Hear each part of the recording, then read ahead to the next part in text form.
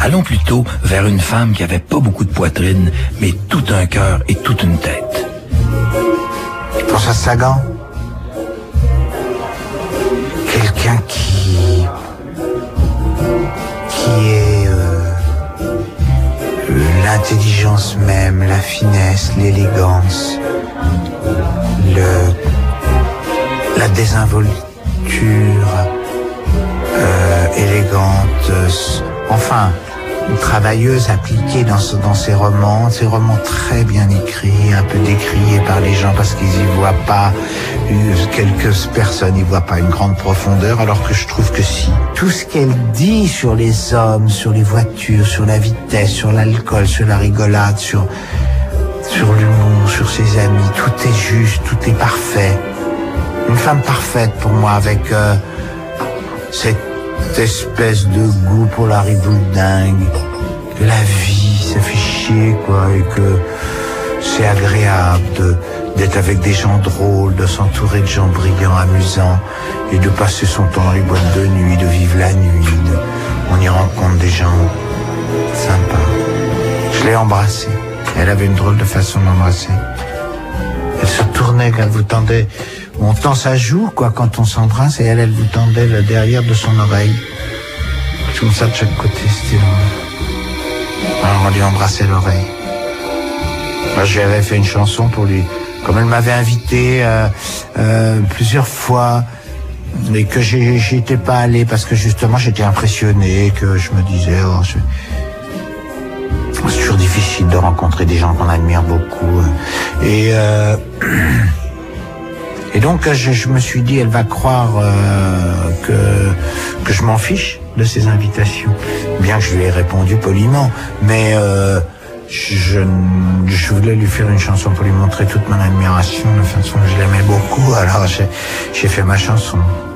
Et puis je voulais lui envoyer, puis je faisais une chanson rien que pour elle, pas pour qu'on l'entende. Et puis comme elle est morte, je me suis dit, comme elle est morte, et quand elle est morte, les gens du monde littéraire en parlaient avec une petite désinvolture comme ça, une petite condescendance qui m'a agacé. Alors je me suis dit, je vais la mettre sur mon disque, comme ça j'en parlerai dans les interviews pour dire combien je l'admirais et combien beaucoup de gens l'admiraient. Non, je parle beaucoup, hein, excusez-moi, mais je l'adorais. Voilà, ça se peut. Voilà, monsieur.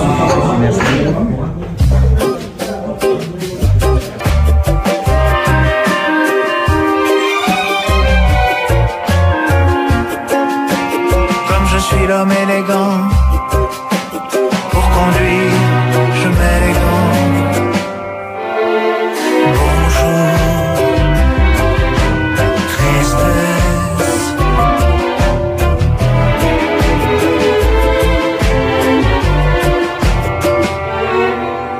J'adore cette chanson sur Sagan parce que je l'ai beaucoup aimée. C'est le seul écrivain que j'ai lu au complet et 2 fois. Donc, il n'y a pas d'amouromètre pour mesurer. Peut-être qu'Alain l'aimait encore plus que moi.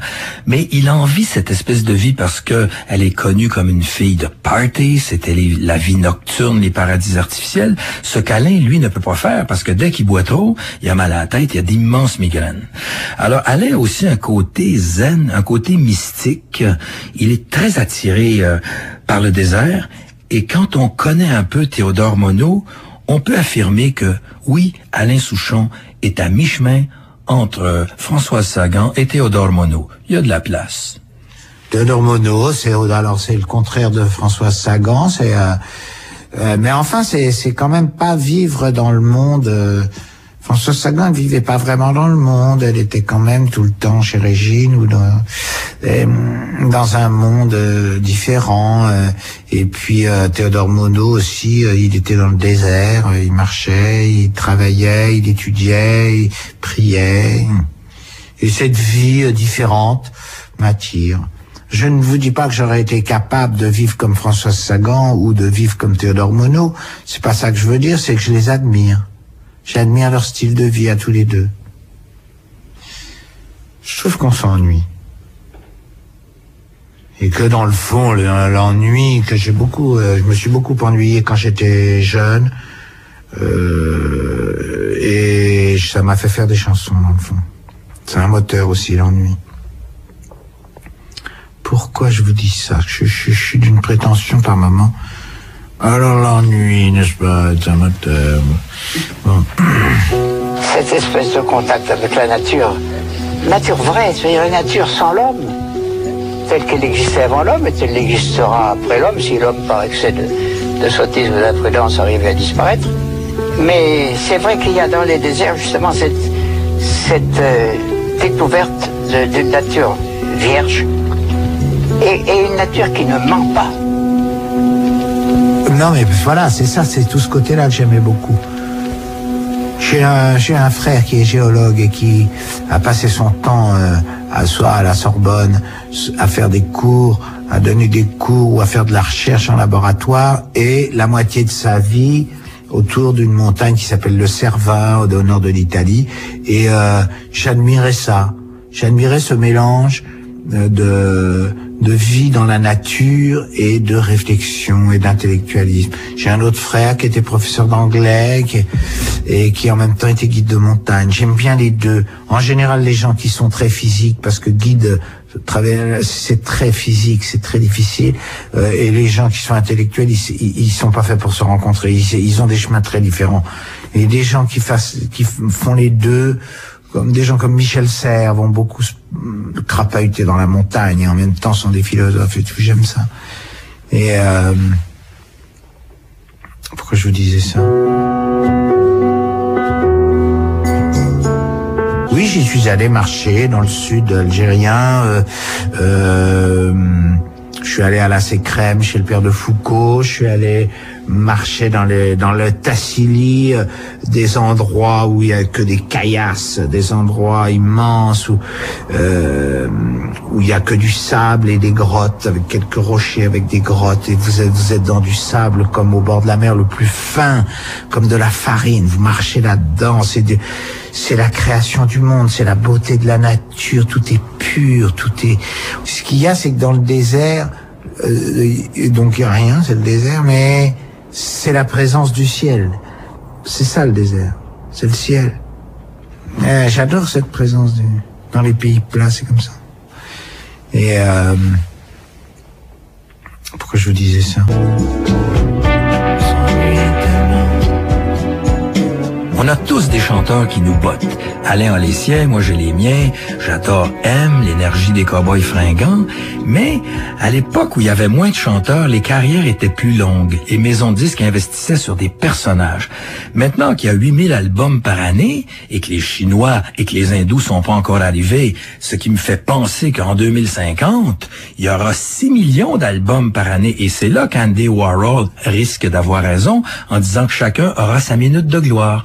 Alors une belle carrière va durer une journée et demie, 2 jours. Une très longue carrière risque de durer une semaine et pourquoi pas un mois. Et les carrières d'exception vont durer 6 mois et on comparera ça à Aznavour qui a duré 60 ans. J'ai peur d'avoir raison, Alain, mais malheureusement on sera pas là, ni toi ni moi, pour vérifier tout ça. Non, mais la chanson française en général, ça a l'air d'aller très bien, oui. Très bien, je vous dis, il y a cette espèce de nouvelle vague là qui sont très nombreux. Beaucoup de jeunes sont très doués, jouent pas mal de la guitare, sont beaucoup plus cultivés musicalement qu'il y a 30 ans. Ils font des choses pas mal. Et tout le monde peut faire des disques pas mal. Beaucoup de gens. Quantité des milliers et les disques ne vendent plus. Moi, si j'avais 15 ans, j'achèterais pas des CD, je copierais. Si j'avais 15 ans. Donc c'est normal que ce soit comme ça. Je voudrais savoir aussi ce que vous écoutez comme musique, notamment parmi la génération. Que mes disques, je n'écoute que mes disques. Oui, voilà, à part ça. Rien ne m'intéresse. Non, j'essaye de découvrir des nouveaux auteurs-compositeurs.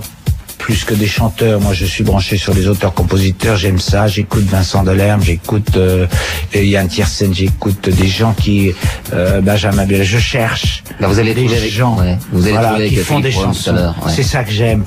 Je ne suis pas très satisfait, ça fait un moment, depuis M, je trouve pas qu'il y a des gens qui sont charmants, qui ont écrit des trucs, Fanny Ardant, tout ça très sympa, mais il n'y a pas le truc où on est sur le cul, on dit, ah putain, lui, il me démolit.